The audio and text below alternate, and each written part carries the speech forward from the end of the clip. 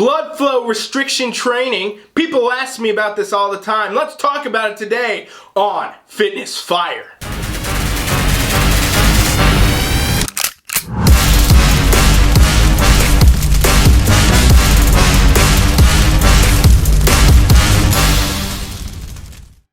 I'm Ryan Milton from Team Flex. You're on my show Fitness Fire, where every single Thursday I get on here and we talk about whatever you guys are asking me, whatever the hot topics are, whatever's trending right now. And today, that's blood flow restriction training. So do me a favor and subscribe to my channel. And if you get anything out of this, please share it, comment, let me know what you think. Give me some more topics. I appreciate you.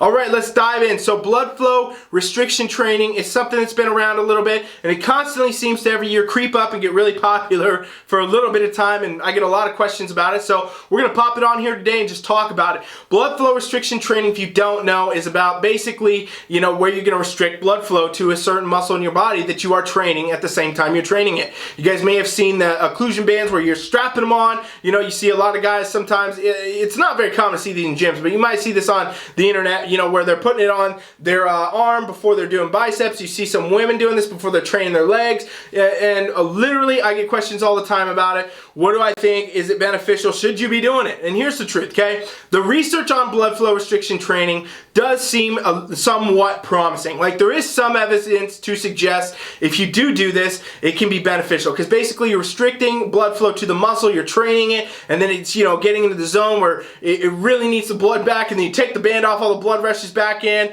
and boom, it's doing this basically restriction and shuttling effect of nutrients and getting the pump and all that other stuff that's going to help you grow your muscles. But it's really going to be, honestly, for the top of the top type competitor, or somebody with such crazy goals, they're at such an advanced point that they have a very specific purpose for even doing this, okay? It's going to be like, the last sprinkle on a cupcake, you guys. It's not going to be the bulk of the cake or the icing or anything else. It's going to be the very last little thing that you may consider. If you have your perfect training, you have your perfect nutrition, you have perfect recovery, you have perfect supplementation, and then now you're looking for random things to do like blood flow restriction training. I would not suggest it. I've never had my athletes do it. I've never told them to do it. I've never had any clients I train do it. I personally think it is far too cumbersome to be trying to do this in a gym or any setting. I mean, if you own your own $30,000 gym in your yard or your garage or whatever, and you're sitting in there and you want to be throwing down some blood flow stuff, I mean, do it.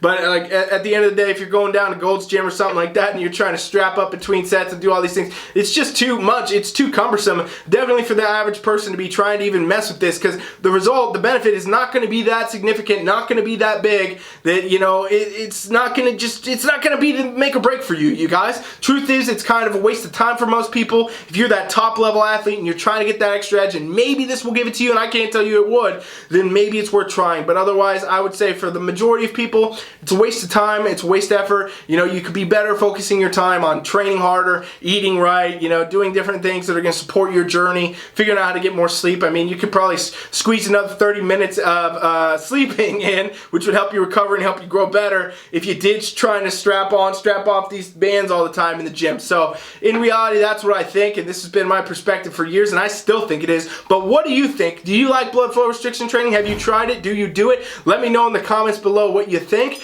and please do me a favor and subscribe to my channel. I'm Ryan Milton from Team Flex. Be back tomorrow for Gains the Clock.